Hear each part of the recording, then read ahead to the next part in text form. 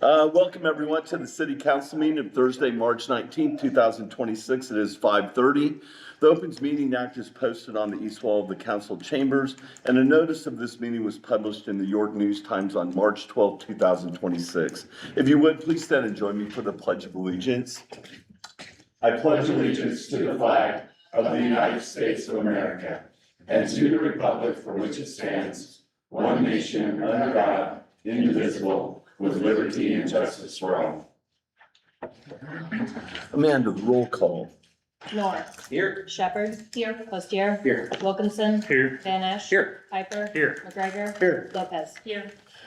Our next item is to approve the minutes of the March 5th, 2026 meeting. Those were sent out to you. Are there any additions or corrections to those minutes? Second. Have a motion and a second. Amanda?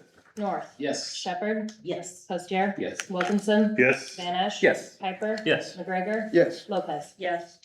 Our next agenda item are claims of elected officials. We do have claims of elected officials. First is Tony North of North Vernon Novice Supply in the amount of $180.19. I move for approval. Second. Motion and a second. Amanda? North. Abstain. Shepherd. Yes. Postier. Yes. Wilkinson. Yes. Van Esch. Yes. Piper. Yes. McGregor. Yes. Lopez. Yes. Next, we have Jeff Piper of Piper's Inc. in the amount of $64.56. I move for approval. Second. Motion and a second. Amanda? North. Yes. Shepherd. Yes. Postier. Yes. Wilkinson. Yes. Van Esch. Yes. Piper. Abstain. McGregor. Yes. Lopez. Yes. And we have one claim for Gary Wilkinson of JW's Catering and Concessions in the amount of $1,610. I move for approval. Second. Motion and a second. Amanda? North. Yes. Shepherd. Yes. Postier. Yes. Wilkinson. Abstain. Van Esch. Yes. Piper. Yes. McGregor. Yes. Lopez. Yes. And another claim for Gary Wilkinson of JW News in the amount of $100. I move for approval. Second. Motion and a second. Amanda? North. Yes. Shepherd. Yes. Postier. Yes. Wilkinson. Abstain. Van Esch. Yes. Piper. Yes. McGregor. Yes. Lopez. Yes. The next agenda item are the claims for the period of March 6th through March 19th, 2026. Finance Committee did meet yesterday to review those claims. So I move for approval for the claims for the period of March 6th through March 19th, 2026. Second. The motion and a second. Any further questions of the Finance Committee? Hearing none. Amanda? North. Yes. Shepherd. Yes. Postier. Yes. Wilkinson. Yes. Van Esch. Yes. Piper. Yes. McGregor. Yes. Lopez. Yes. Next, you were all sent the department activities report for the month of February 2026, and we would need to approve those.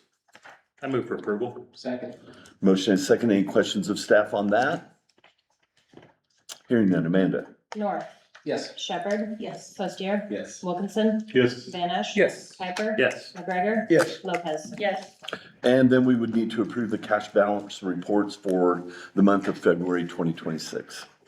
Move for approval. Second. Motion is second. Any questions? Amanda? North. Yes. Shepherd. Yes. Postier. Yes. Wilkinson. Yes. Van Esch. Yes. Piper. Yes. McGregor. Yes. Lopez. Yes. Next agenda item is the city administrator report. Dr. Crawford? Thank you, Mayor. Thank you, Council. Well, the new fire station on Grant Steep Street became operational at 0700 on the 17th, so St. Patrick's Day. So be easy to remember in the future. So, and soon after, they had their first call and everything worked, so. The door went up The when door we were went there, up. so that was really good. So I want to give thanks to the council for your support for that project and the community for their support for the project, to Chief Bestwick and the captains who really day to day made this project happen. Also, Dan Oddie and Greg Hayden were instrumental in being our eyes and ears there, and making sure that making sure that we were watching every step of the process alongside of our engineers, and also alongside Bob Ayler, who we hired to help us with oversight as well, with his experience with all those hospital projects. So it's very nice to have all of those people helping us out in the room to make sure that we were coming along and having a high quality product. And Pelly has fabulous spreadsheets that she makes for all of these projects. And so we're able to keep track of how we're going and make sure we're staying under budget as all the different pieces and parts come in. So she also, I want to recognize her at this time as well. So, excited, they're moved out of the old station. And what happens next is our next agenda item. And we did come in We did, yeah. under, So I should say, the external work is to be done. So we got to the point where they were approved for occupancy from the fire marshal and Dan, our own standards. They were approved for occupancy. So it is still the case that there's work being done while they're there. So there's an internal punch list of checking things and an external punch list, and they are holding off on the landscaping until a little warmer in spring. So we're holding off on the ribbon cuttings and all of those kinds of things until the external punch list is completed and we're sure everything's good and we officially open it up to the public. Right now, it's not ready for company. right. They're still moving things in. But even with all those things done, it appears that we will be under what we had Yes, budgeted. yes, it is. It is, absolutely. So, yeah, the number over there is 10 million something, and we're still well under that, so it's going well. Very good. Great.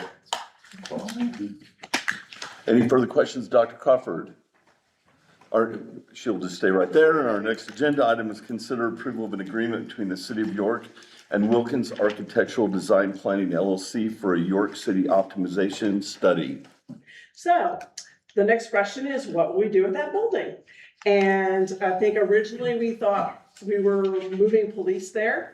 And then we decided before we make any more changes, let's back up a step and think about both that asset and the asset you're sitting in right now, this building. And really think about what's the best use of those spaces to accommodate police, administration, public works needs. Like, what's the best way to use these spaces, and have someone help us think a bit outside the box on that. So we put out an RFQ for people to help us with that question, and we received 12 proposals, which was amazing. And out of those, 10 were highly qualified. We could have gone with any of those 10 and probably gotten some, gotten interesting results. So it was wonderful. We had a plethora of great proposals. In the end, cost effectiveness was one of our criteria. And in the end, we ended up kind of with 3 tiers. And Wilkins was in the most cost-effective tier. And they also ranked very highly in terms of their public safety expertise. And since we are not just looking for police, but that is a very complex part of the project. So public safety experienced expertise was one of the other criteria that we were looking at, and they scored well on both of those criteria, cost effectiveness and public safety expertise. And they are also nearby. And so we feel like we're going to get a chance to do a lot of face-to-face work with them. That was also a plus. So I recommend approval of the agreement with Wilkins Architecture. I think that, the chief and captain had gone to a, I don't know if it was a study or where they went exactly. Workshop on how to build. Yeah, and came back with a lot of information that came to us that made us think about this again. So both of them and James and Dr. Crawford were on the committee and I set it aside because it was a lot of stuff to go through, and I waited until they got a spreadsheet, Yes. so. It was Chief, But I think- Captain, James and I, so 4 of us going through all those proposals and ranking them and rating them and calling references and things like that. And so when we got down to their choice of this one, we had an in-person interview with them, and Yes, we did. we came away very, feeling very good. So I think, we're trying to be very cost effective in comparison. I mean, the bids went, from here to here, and we're in the lower echelon of that. But I think it's gonna give us some good information to think through this. And so this will be the thinking process, and, we haven't made any commitments. We haven't, we're not predicting how much anything costs yet. We'll just see what it is, and then we'll bring it back to you. I think this is a good idea. facility master planning is gonna be very important for us as we move forward. We have to be able to know what we have and what it's capable of doing. And just like we all thought, just slide right into the old. Well, and a lot of the community thinks that we're just gonna put the police over there, and that's a lot because I was telling everybody that. And so, you know, I'm going to say that I shouldn't have said quite that, but I thought it was a big garage, it made a lot of sense. But now I think we really, it makes a lot more sense to slow down and think about this, and really study it. So I think they've done a wonderful job getting us to this point. Thank you. I move for approval. Second? We have a motion and a second. Any further comments or questions? Hearing none. Amanda? North, Yes. Shepherd, Yes. Postier, Yes. Wilkinson, Yes. Van Esch, Yes. Piper, Yes. McGregor, Yes. Lopez. Yes. Our next agenda item is consider approval of a quote from Electric Pump for a Flagit dry pit pump in the amount of $157,055. Jeff's laughing, that's not how you pronounce it, for the wastewater department. How do you pronounce that? Flight. Just like an airplane. Yeah, I just not spelled the same. Okay, first, didn't look like that.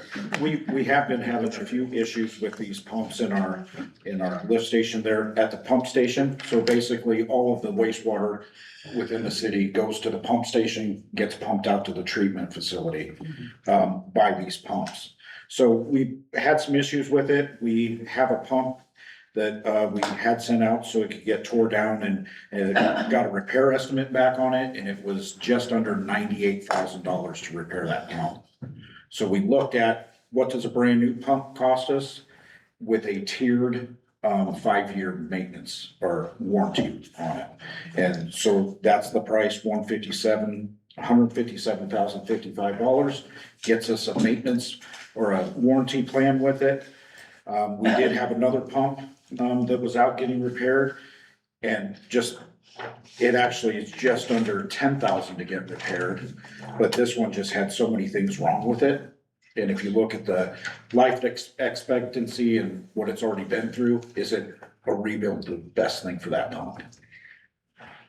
The flight pumps are also a better quality pump than what we have in there, which is ABS Sulzer pumps. The flight pump comes with a hardened impeller, so it'll handle the solids pumping out better than what our current pumps do. So, And this was not a budgeted item this year, so this will come out of our collection systems fund. How many pumps are there? so we have, at the pump station, we have 3 main pumps. The Sulzers are 115 horse. This one is actually 105 horse because they, on their pump curve, they can actually do what's required with a smaller pump. And then we have 140 horse pump that runs overnight for low flows. So, this would be a big pump. yep, it's. Is the pump that we're not going to fix, does it have any value then? Not really. Scrap. Yep. Yeah. James, you have the budget for next year, a pretty good amount for the I-80, or the 80, so, South 81. yeah, the South 81. Is there, would we be inclined to look at that one too right now, or not? Does that matter? Does that matter to do multiple? Really, the South 81 lift station was more, it's more of the retrofit or rebuild on that one is more of a getting the guys out of potential confined space issue. And the engineering's not quite done on that yet. Okay, so that is not necessarily the pumps, that's actually just getting a safer access to. Yeah, It's changing. pumps and everything Yeah. included. Okay. Yeah, just so we don't have to go down there, in the lift station anymore. But yeah, this, How long do they last? How, like the one that's in there now, how, has it been there since we? 2018. 2018. They've been there. And I will say every pump that is in the pump station has been out and been worked on already. So, if that says anything about the quality of pumps that are in there. No, doesn't. But we've never had a flight pump then before. We. Yeah, not flight this- pump. not this big. We have been replacing the Sulzer pumps out at the plant with flight pumps. Okay, so the hope is They're, using these better pumps, we maybe will get, obviously with the 5-year maintenance program and stuff, and yeah, be able to get onto closer to a 10-year type deal or something. Well, and the hope too with, replacement part availability. Yeah. Cause I mean, even with that pump that was for repair, there were some pretty expensive items on there, such as a $22,000 replacement rotor, a $16,000 replacement, stator. I mean, there's some pretty heavy ticket items. Well, it doesn't make a lot of sense to put 98,000 into something we don't want to keep anyway. Correct. Yeah, really. I agree. So What happens after 5 years then? Can we renew a maintenance agreement or then do we have to take over the maintenance on our own? So that's the warranty. Warranty, It's okay. for the 5 years. So The maintenance we'll be doing the continue. maintenance, yeah. Okay. You're doing the maintenance? Yeah. Oh, I see, okay. That or we work with electric pump to do maintenance on some other things, so. Any other questions of these guys? The warranty for 5 years, is that, what is that gonna include? Is that gonna include like all of the?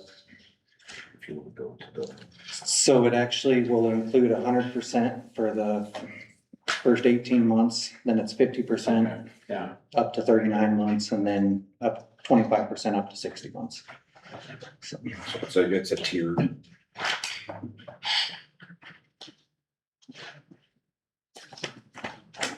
I move for approval. Second. I have a motion and a second. Any further comments, questions? Thanks, you guys. thanks. Amanda? North. Yes. Shepherd. Yes. Postier. Yes. Wilkinson. Yes. Van Esch. Yes. Piper. Yes. McGregor. Yes. Lopez. Yes.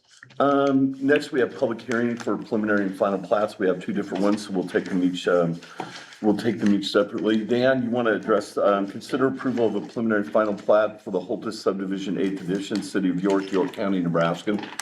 And Amanda has provided copies too. So on your map, so south of the Holtus Center, east of Tractor Supply, they own a big lot there and they want to section off a piece for a future business. And it meets all of our planning and zoning ordinances, for what the business type, it's a permitted use. The planning commission recommended approval. Just, taking a lot out of a bigger, just Right. taking a lot out of this, which is 1 acre, so. Yeah, and it the same people own the big lot and this small lot as approved. Any questions of Dan? Is Um, this the same place where the wineries? Or the tap room? Yep. I move for approval. Second? Before we do that, this is a public, I like the pace though. Before we do that, this is a public hearing. If anybody else would like to speak to this matter, they could come to the microphone at this time. Seeing no one coming to the microphone, I'll close the public hearing on 3-1 and look for a motion to consider approval of the preliminary final plat for the Holtus subdivision 8th edition. I move for approval. I have a motion and a second. Any further comment? Amanda? North. Yes. Shepherd. Yes. Postier. Yes. Wilkinson. Yes. Van Esch. Yes. Piper. Yes. McGregor. Yes. Lopez. Yes. This is also a public hearing to consider approval of a preliminary final plat for Right Way Property Subdivision, City of York, York County, Nebraska. Dan? Okay, should have a map of this. So this is south of Walnut, west of York Avenue. It meets all of our planning and zoning regs.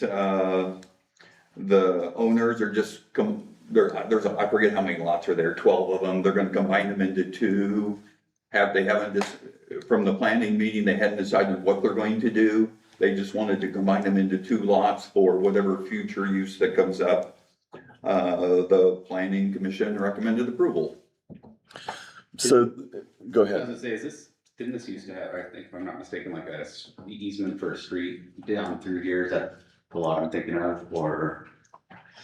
This would be the behind where we approved a, John Beller to build a building. I thought that had like. So it looks like they want to make it so there's room to build another building, possibly, or something in lot 2. Yeah, and For some reason, I was thinking there was a street that had an easement going down the middle of that, because the plan was to add houses on both sides of it at one point when it was. well, it would be on there and I believe it's been vacated. Okay. I don't think you'd have enough room There was to. an alley. Or There's like maybe four that's, maybe it's the trailers. alley or something, maybe that's what it was. 4 or 5 foot.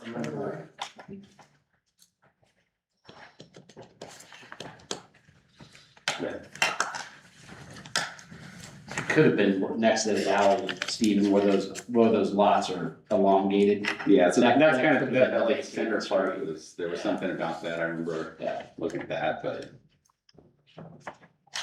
That says Elm Street vacated. This is a public hearing. Would anyone else like to speak to this matter? Or they could come to the microphone at this time? Hearing or seeing no one, I will close the public hearing on this and turn it back over to the council. Move for approval. Second. Have a motion and a second. Any further comments or questions? Hearing none. Amanda? North. Yes. Shepherd. Yes. Postier. Yes. Wilkinson. Yes. Van Esch. Yes. Piper. Yes. McGregor. Yes. Lopez. Yes. Very good. Next is a public hearing on our comprehensive plan for the city of York. Project that's been going on for some time. Hello, how are you? So this is to consider, and this is also a public hearing, so consider approval of the updated comprehensive plan for the city of York. Welcome. If you would state your name and address for the record. Thank you. Amy Hazy, RDG Planning and Design, 1302 Howard Street, Omaha, 68102. And I think we have some slides. So, actually, Okay. we have it on the screen. but- Okay. Do you have your computer? I do, yes. Okay. I just realized that might have been apologies. I mean, yeah. What's that? We started this process about approximately when?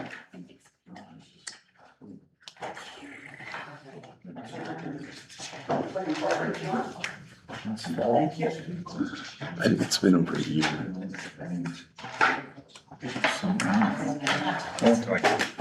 We had money in last year's budget, or 2 years ago budget in this budget. Dr. Cofford, when did we start this project of the new comprehensive plan? They're not paying attention, Steve. She's blowing me up. You know, you gotta crack, you gotta keep.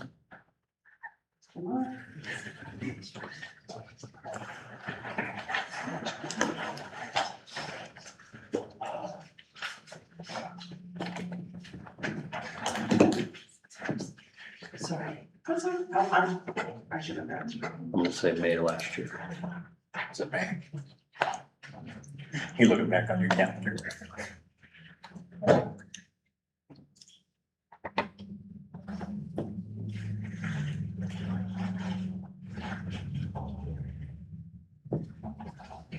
March 6th. March 6th of last year. Last year. Huh, it's not been done in a year Here we are yearly. for the, Which is about what we thought. Yeah. It takes a lot of input into it. I think the last one took about 13 years. Here, we're getting more efficient. Well, they were, I was really surprised that Amy came back. Well, thank you for having me back. That was good to start with that.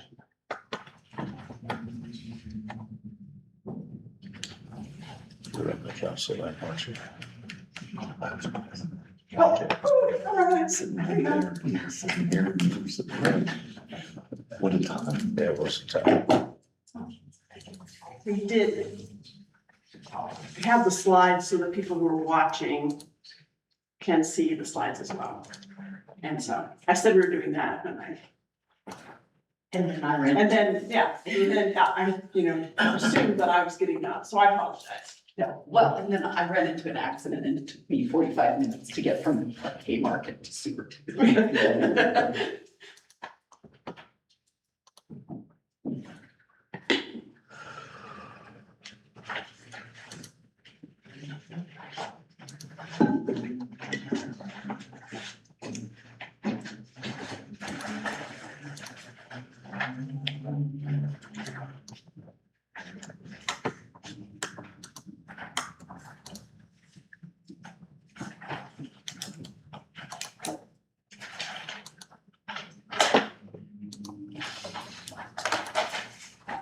How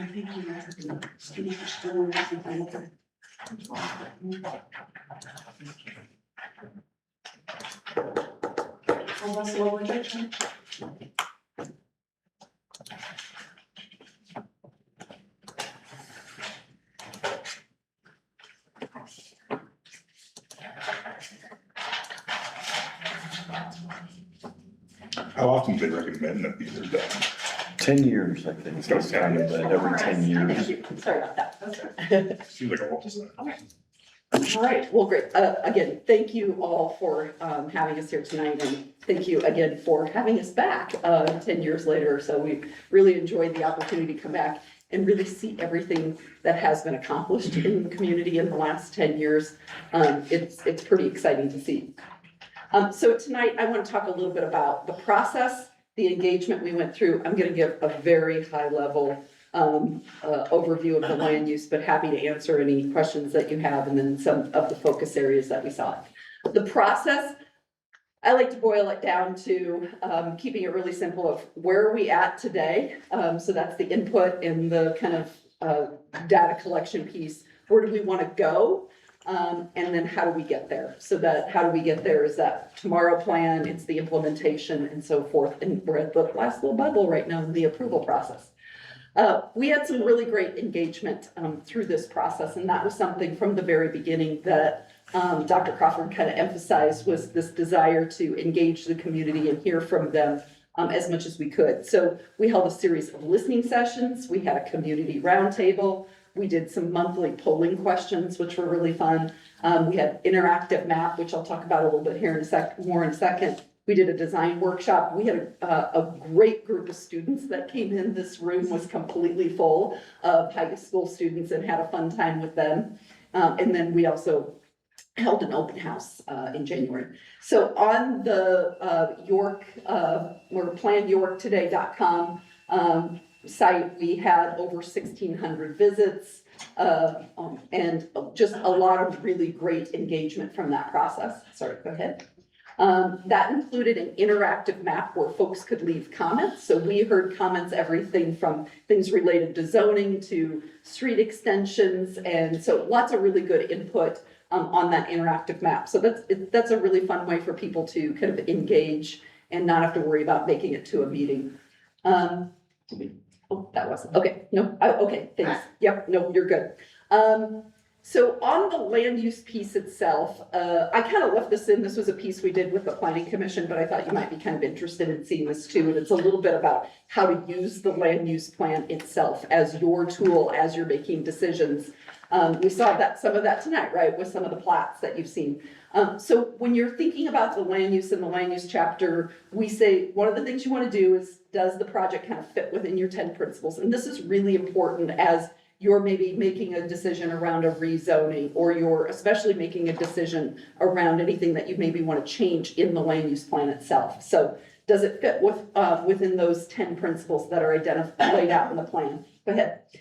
Is it within one of the environmentally sensitive areas that we've identified? And you've done a really good job of kind of protecting those areas, especially the floodplain areas. Does it fit within the future land use category? If that answer is no, then that kind of goes back to, does it fit with one of our principles that we identified at the beginning and help us achieve some of those goals? And then finally, where does it kind of fall on that compatibility chart? So that's another piece that's really important, of like asking that question, but also does it fit with the compatibility? Want to talk a little bit more about the compatibility piece. Go ahead if you want to. Yeah, no, it should be the next slide, I hope. Oh, one more. And that is the intensity. This concept of intensity is probably the biggest shift in your land use plan from the previous plan.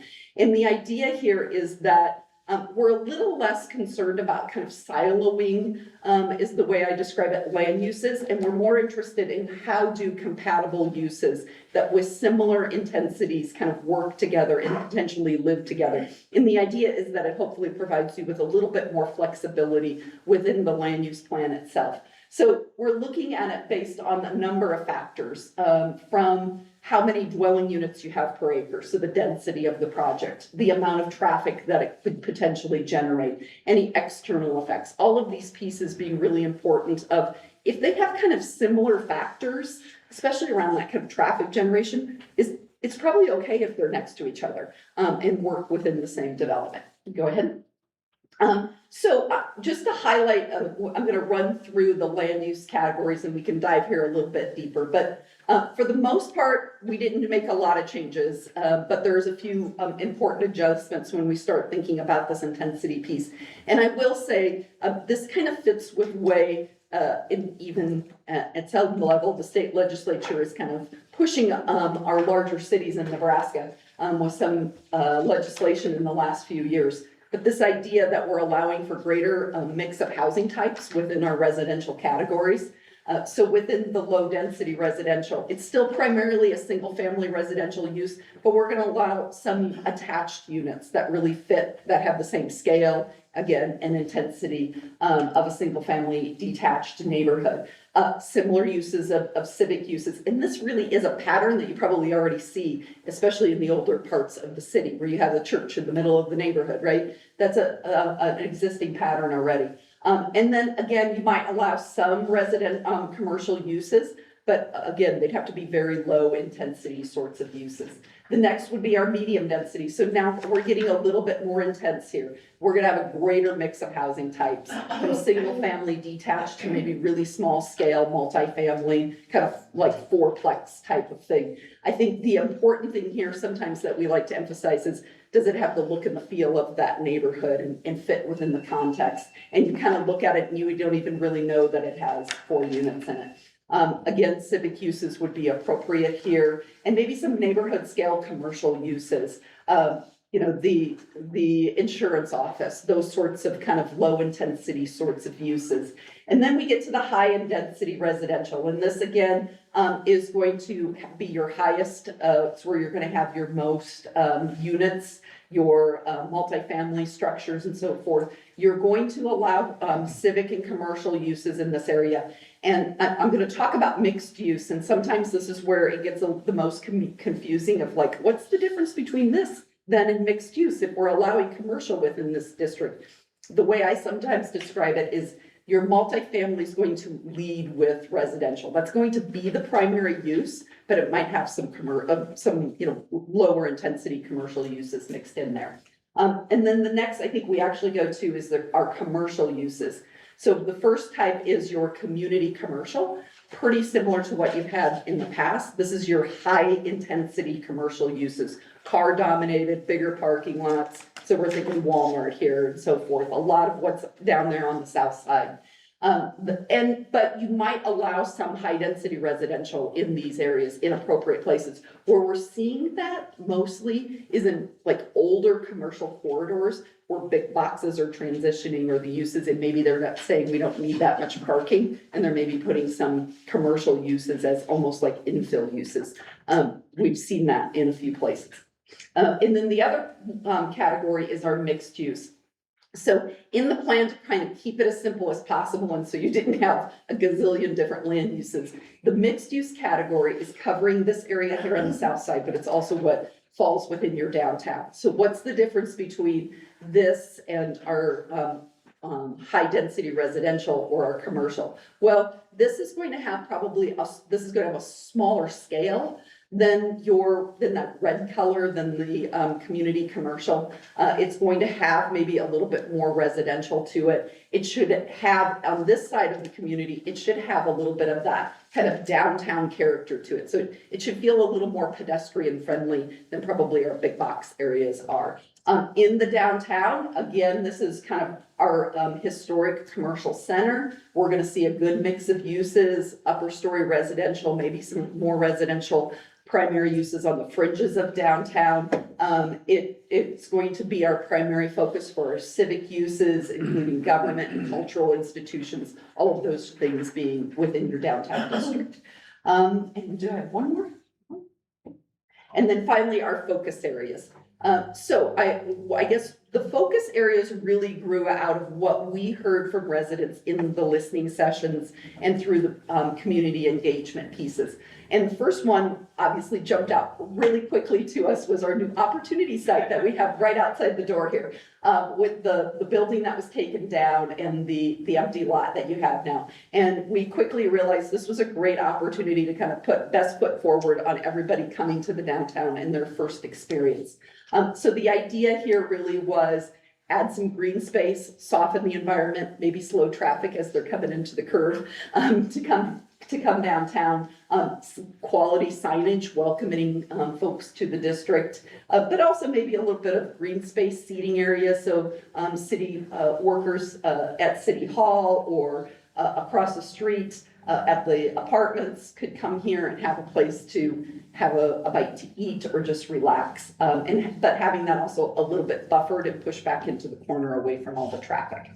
The other opportunity site we saw was across from the library. And this really grew out of hearing a lot of folks say, we just don't really have a place for performances, event space sort of opportunities in the downtown district. And that really tied in with the creative district too. Like we want to do more events and these and cultural activities, but where do we kind of hold that? So we started looking at the library site, but we also know there's been a lot of talk over the years about the potential for the library to maybe expand. So how do you create that space but not get in the way of future expansion of the library? So we really stuck to kind of that south side in the 2 lots now that are there with the removal of the house.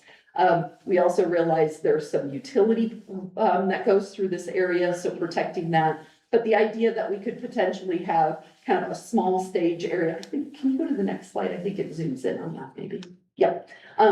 So on the drawing there, the idea on the right-hand side there is kind of a small stage area with maybe some seating areas, but kind of nice big green lawn spaces, some nice tree planting. The idea of keeping it really simple with the notion that you could potentially have some things happening at the library, protected some of that parking for the library, but also looked at the idea of how could we utilize more of the parking just to the west and the parking lots we have there by improving the pedestrian crossing and really making that feel a little bit more comfortable. So that was part of all of the concept here of kind of highlighting that mid-block crossing, getting residents across to that parking area, softening that up a little bit. And then finally, the piece there in the top left-hand corner, we heard a lot from folks about how can we continue to slow traffic. It's actually something that's already in the downtown plan that you have. So it was really continuing that forward.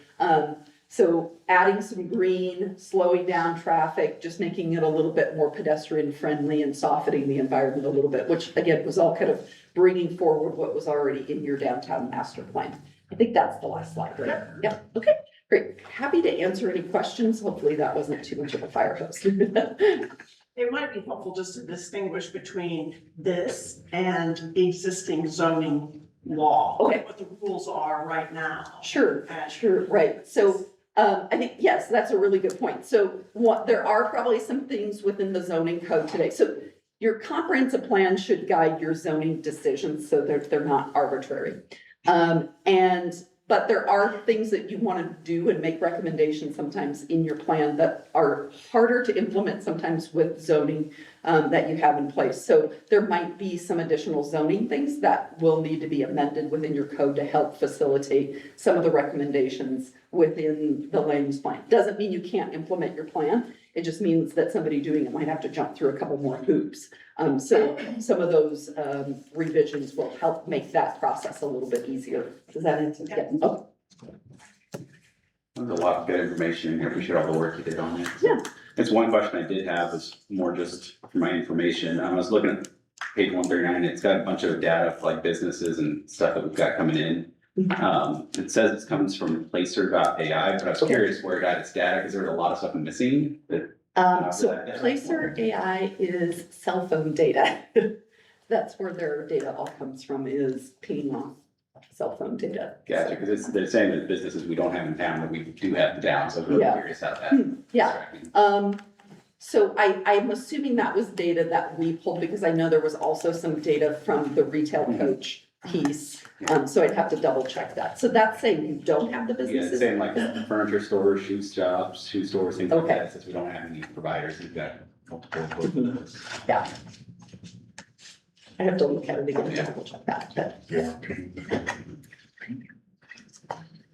Amy, what did you hear about, downtown when you had your focus groups and when you had a lot of people in about having two-way streets on Lincoln and Grant? How did that go and how was that received from what you were? Yeah, I think there was there was obviously a mix. There's people who, that's what they know and they're used to and they're comfortable and they're concerned about, if you go back to two-way, will that mean that, traffic will all be on one street and then, you might not see that, traffic over on Lincoln and so forth. I do, but there were other folks who said, it would be nice to be able to, now you have people seeing it from my business from both directions. It could potentially slow traffic down. So I think those were some of the positives that we heard, so positive and negatives. I will say one of the things, that I thought was kind of interesting idea is how do we create, one corridor that's a little bit more of like the through traffic and the other corridor that is more of the space where you do your events, where you kind of shut down the street and hold activities and those kind of the civic street more so than the car street. And that way you're kind of still pulling people to both sides. So have more of this stuff on that civic side and. keep Potentially, yeah. this thing. Yeah, I mean, either way, you still probably want to slow that traffic because you want to get people to the businesses comfortably. And that's a big part of it, I think, sometimes too, when it comes to the parking. Like, if you feel comfortable walking, you're probably gonna be a little less worried about parking right in front of the business. A little bit. We'll all admit, we all drive around looking for that parking spot right here. Even when it's comfortable. I did it in the Haymarket today. Other questions? Yeah, this has been a process I think we tried and we've had open houses and different things where people could come in and had people come. And so I think we've made it so that if somebody wanted to be engaged, they could. So I think it's been a good process and one that by law we need to do every 10 years. So, we've kind of done that. Any other questions right now? This is a public hearing, so I would invite at this point anybody else that would like to comment on the comprehensive plan to come to the microphone.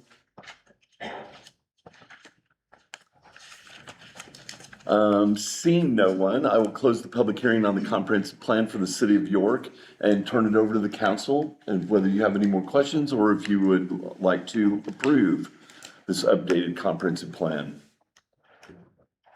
Move for approval. Second. Motion and a second. Any further comments? Amanda? North. Yes. Shepherd. Yes. Postier. Yes. Wilkinson. Yes. Van Esch. Yes. Piper. Yes. McGregor. Yes. Lopez. Yes. Very good. Thank you so much. You've made it a nice process and we appreciate it very much. Yeah, thanks for having us back. Yes, thank you very much.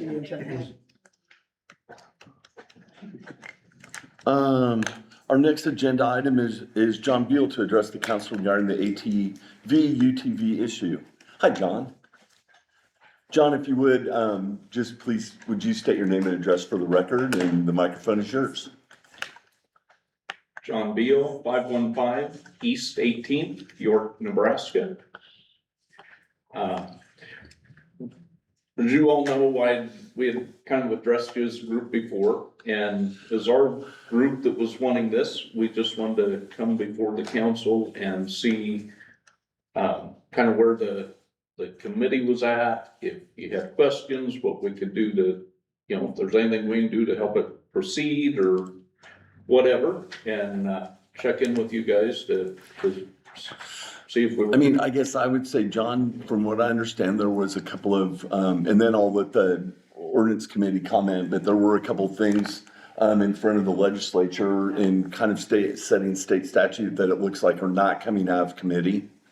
That's. From what we hear now, or from where it is, so they're kind of dead for this year, so.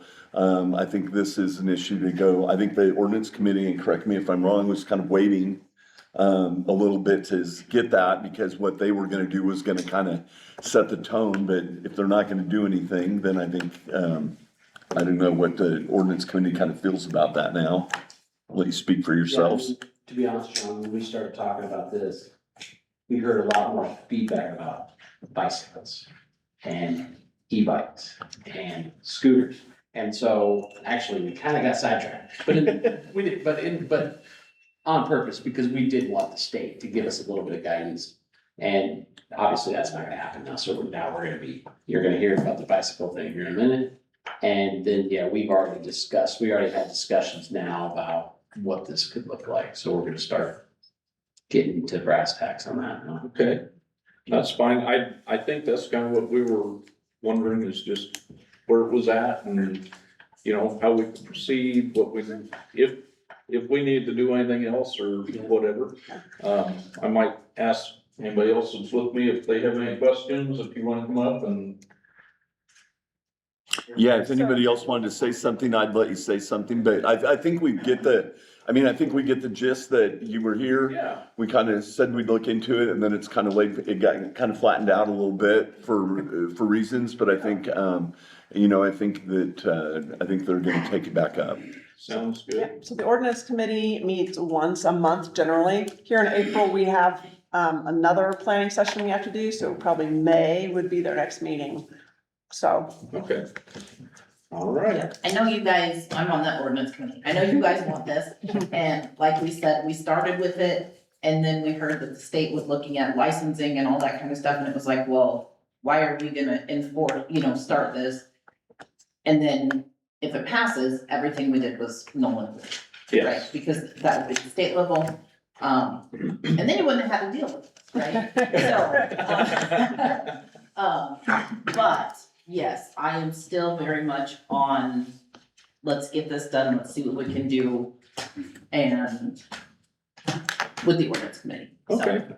Well, I think that's where we were at. We just, we knew you were kind of waiting on that, and on what we were looking at, we weren't seeing much happening with the state, and so we just thought we'd see if we'd get on the agenda and touch base with you, see if you needed anything else from us, or if we need to do anything, so. All right, well, I think that kind of answers our questions. Anybody else have anything? Okay. Thanks, John. Thank you. Yeah, thank you all for coming. We'll keep moving along. Our next agenda item is another public hearing on the city 1 to 6 year street improvement plan. James. All right. Yeah. Yep, so 1 and 6 year, street plan. This is, I know it's like probably the third year we've had 8 street grant to Nebraska on there. Our whole intention was to get that done last year until we had some reuse funds to try to spend up. And so that took some priority because those funds needed to be spent before January 31st. Second one on the 1 year plan, the extension to Califf Drive down in the interchange area. Just because that hopped up towards the top with some projects upcoming on how do people get around better down there. Take a little bit of pressure off of 81, take some pressure off of our frontage roads. Because it's a nightmare to try to do any sort of maintenance on the frontage road. And then also Naomi Drive. So that Califf Drive extension, and then Naomi would be right there in the same project, to get a little bit more pavement on that.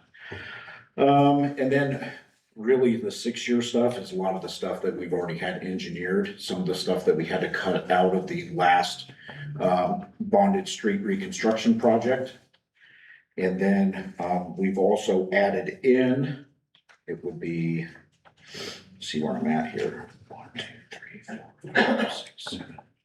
So about the 10th, on the 6 year, that 8th Street Lincoln to Grant.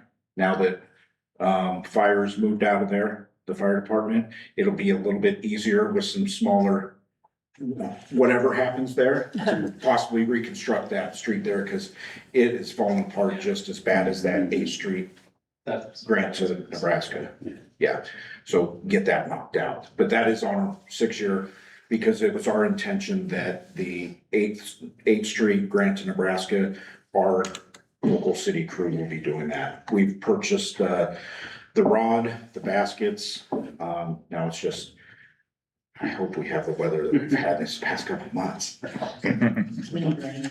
I understand we do. There's certain, yeah, No, but I'm curious with this, more from a strategy standpoint, Yep. when we're looking at like trying to get some grants and some different funding to do some big projects, like trying to take Blackburn out to 35th, and some of those are gonna cost a lot of money. Is it more likely to get those if we've got them on our 6-year plan, saying we planned for this, this is something we wanna have done, that we want to get that Blackburn out there, and then some of those others can fill in around it? If we had it on that 6 year. so it's good, like if you were to have it on your plan, it'd be even better if we had the engineering done on it. You know, That's the yeah, important. you So it know, doesn't matter if it's in the comprehensive plan. well, I mean, it does, all that stuff matters because we're thinking about it, but to get that grant, I'm not sure how easy it would be to get a engineering/construction grant for that, you know, just one Yeah. comprehensive grant. But if it's on our 6 year, we're saying, hey, we want this, it's a priority in the next 6 years. Correct. There might be some grant for the engineering, and then we go to the next one for that. Potentially. That's the only thought would be if we were to add something like that, we don't know what it's gonna cost, because we haven't done the engineering, but that would make sense to add it to this. And one of the things, the theme that you see here is we're putting a lot of focus down in the interchange area, you know, for vehicle safety, pedestrian safety. Yeah. What can we do there? Like one of the ideas that I grabbed for the extensions there is one of the mock-ups that we had for the design charrette that we went through. You know, that type of design for making sure we have wide enough street. And then obviously for EMS, but also the traffic that could be seen down there, and then having that pedestrian flow as well. In our, in our strategic planning that we are gonna be doing in the next month or so. Focusing on that area, that was gonna be a point of mine, Stephen, about engineering some of this. Getting some money to start engineering some of these after we identify what we wanna do. I think that would be very important. Well, and a lot of those conversations are gonna be about roads that we'd like to have, but actually, how would you fund it? Yeah. You know, what are possibilities of grants and funding and stuff? So I think it's very timely. Yeah. And the conversations will be in front of us, you know, just, you know, how would you, you know, it's great to say you wanna do this stuff, but you know, you start to, just in those small ones we're talking about, you know, it starts adding up to a lot of money. You've got, you know, you've got to get easements, we got to buy right away. There's a lot to go on that we need to decide, you know, what our priorities are. So we'll have some good conversations on that. The price for Caleb Drive, that's way better than I thought it would be. So that's actually, so that cost estimate came from Olson Engineering when we were going through some of that, tower crossing Yeah. process, design charrette. It's actually a little bit more than I'd like, but I use that estimate because I mean, it was kind of the best thing we could come up with. I mean, looking back at our street reconstruction project that we had, I mean, you had different streets depending on width, the depth that we had to dig down to replace the base of the street. You have all those factors in there and it could, I mean, it boggles my mind sometimes, but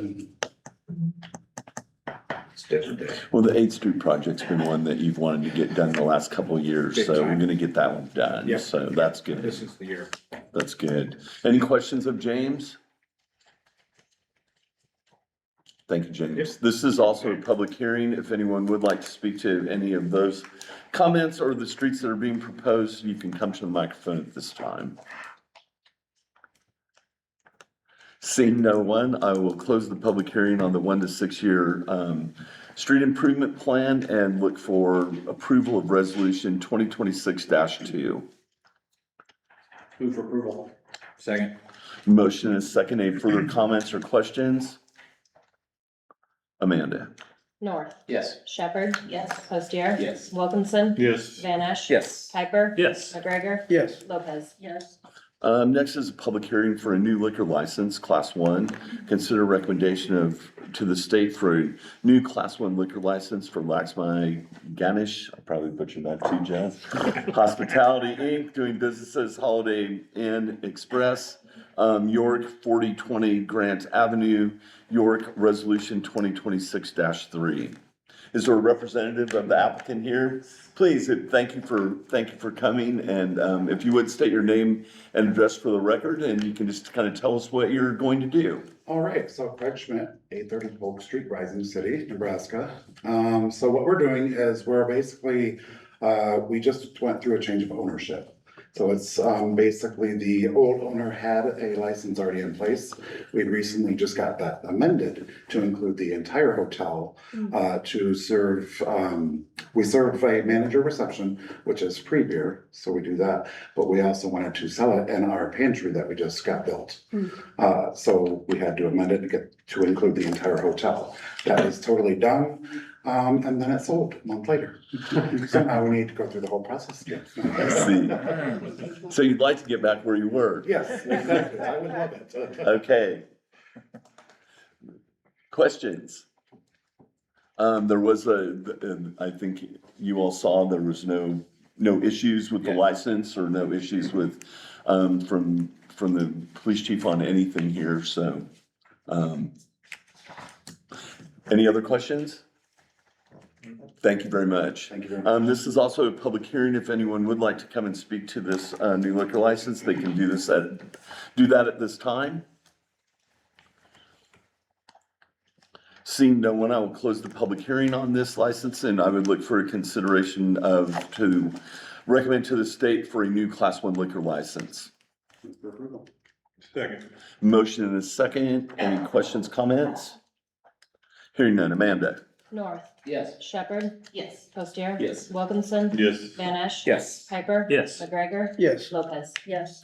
Next is ordinance number 2431 to amend chapter 52, article 5 bicycles, to amend said article to provide definitions for bicycles, skateboards, rollerblades, scooters, hoverboards, and to provide rules of operation. Before we get into anything else, I guess I'd turn over to the ordinance committee to fill us in on what you got going here. So the ordinance committee, there's been a lot of talk of the scooters, the e-bikes, hoverboards. I don't know what to call them. We've never really defined it. It's a mini motorcycle that's not a motorcycle, that people are riding, the wider tires. You don't have to have a license. They don't have enough CCs to be licensed, but you can buy them at Walmart, right? And lots of people have them. And so we see more and more and more of them, but in our ordinances, nothing is defining these as, are they a vehicle? Are they a recreation? So basically, through all the talks, we found that they need to obey the exact same rules that bicycle riders obey, right? You need to yield to pedestrians, you need to not ride downtown, so it's more of a safety awareness that we want, not only the people that are riding them, but the parents of people riding them, to know that this is an ordinance, and it will be an ordinance if passed. And it is enforceable. But to make it consistent with To how make it we're treating consistent, bicycles yes, right yes, now? Yes, exactly, yes. And at the same time, we didn't want to inhibit people's use of these vehicles. People are using these to get to work. They're using them to go care for loved ones. They're using them to get around. So we don't want to impede that. And that we've seen throughout some other ordinances, they're very detailed, very restrictive. And we didn't want to do that. We wanted just to simply bring this up for discussion, get it out in the forefront, and define what these modes of transportations are. And it's as simple as just a pedal-driven human power or motor-assisted vehicle with 2 or 3 wheels attached to a frame. That's it. It's all of these things that we're seeing now. And so I think this will, but we also say that it needs to be operated reasonably safe under the circumstances that you are involved in. So in other words, you can't be going 30 mile an hour down a sidewalk and just going crazy and then go shooting through an intersection. You've got to be mindful of what you're doing. And great point. It's, if you're gonna give your child a vehicle that can go 20 miles an hour, 25 miles an hour, you gotta teach them the rules of the road. Because now it's going to be an ordinance, so.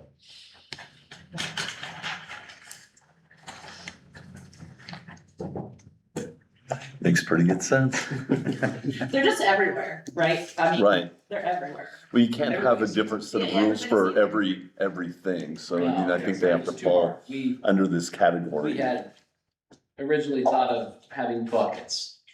Okay, when you have 25 different vehicles, okay, let's make 3 or 4 buckets, and it just got to be so silly. And so this was a lot more simple than what we thought, and it will be easy to. Easier for law enforcement. Chief Jaden thought that this would be, it's all about in that circumstance, and is that reasonably to be doing what you're doing? And they will be able to decide, the officers will be able to decide that, and then if the person doesn't think that's true, then they'll have to prove that they weren't.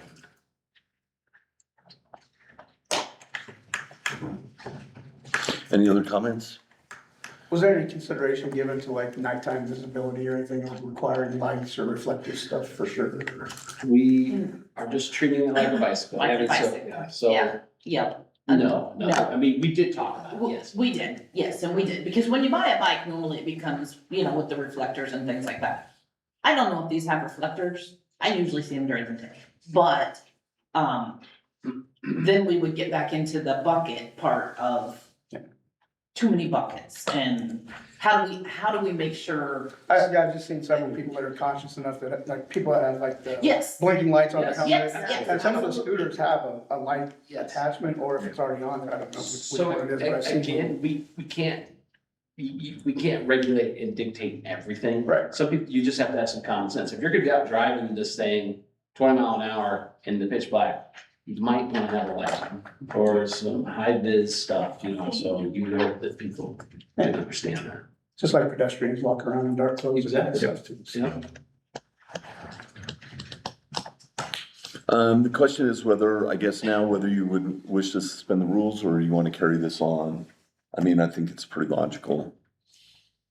But that is up to you. If you want to I suspend think we're it. actually, I'm glad you guys are working on it, because we're kind of behind the game, because we have a lot of people, wanting to know what to do about this, so I would be, move to suspend the rule and get this started. Second. A motion is second to suspend the rules. Amanda? North. Yes. Shepherd. Yes. Postier. Wilkinson. Yes. Banish. Yes. Piper. Yes. McGregor. Yes. Lopez. Yes. And then we would be looking for passage of ordinance number 2431. Move for passage of ordinance number 2431. Second. Motion, second. Any other comments? Hearing none. Amanda? North. Yes. Shepherd. Yes. Postier. Yes. Wilkinson. Yes. Banish. Yes. Piper. Yes. McGregor. Yes. Lopez. Yes. Next, we have an ordinance number 2432 to amend section 8-27 running at large of the City of York Code to clarify the responsibility of a dog or cat owner to repeal all ordinance in conflict.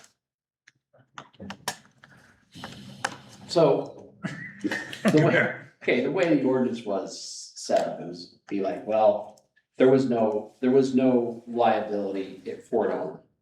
So if you had a dog and it let itself outside and then went and bit somebody, well, it's not my fault, I didn't mean to let it out. It got itself out. Yeah, so this is basically eliminating that. And it's just saying that if you own that dog, you're liable for what that dog does, period. That's just the way it is. Basically, Right. that's what's behind it. Yeah, the policy of a dog or cat at large ordinance is to not allow that dog or cat to run loose. And the way our existing ordinance is worded is it makes it unlawful to permit a dog or cat to run at large. Well, the common defense is I didn't permit my dog to get loose. My girlfriend, my wife let it out, the kid let it out, the dog got through the open gate, something like that.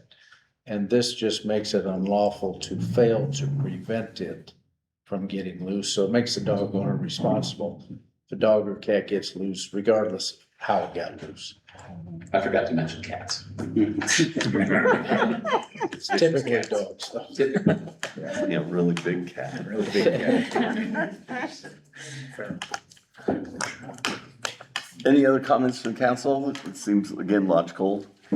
I'll move to suspend the rules on ordinance 2432. Second. A motion to suspend the rules, Amanda. North, Yes. Shepherd, Yes. Postier, Yes. Wilkinson. Yes. Banish. Yes. Piper. Yes. McGregor, Yes. Lopez. Yes. And then we would need to pass ordinance number 2432. Move for approval. Second. Any further comments or questions? Amanda? North, Yes. Shepherd, Yes. Postier, Yes. Wilkinson, Yes. Banish. Yes. Piper. Yes. McGregor, Yes. Lopez. Yes. And we have one more ordinance, number 2433, to amend section 8-30 of harboring dangerous dogs prohibited, to clarify the responsibility of the dog owner and to repeal all ordinances in conflict. It's the same thing. Yeah, basically the same thing. The ordinance makes it unlawful to allow a dangerous dog to run at large.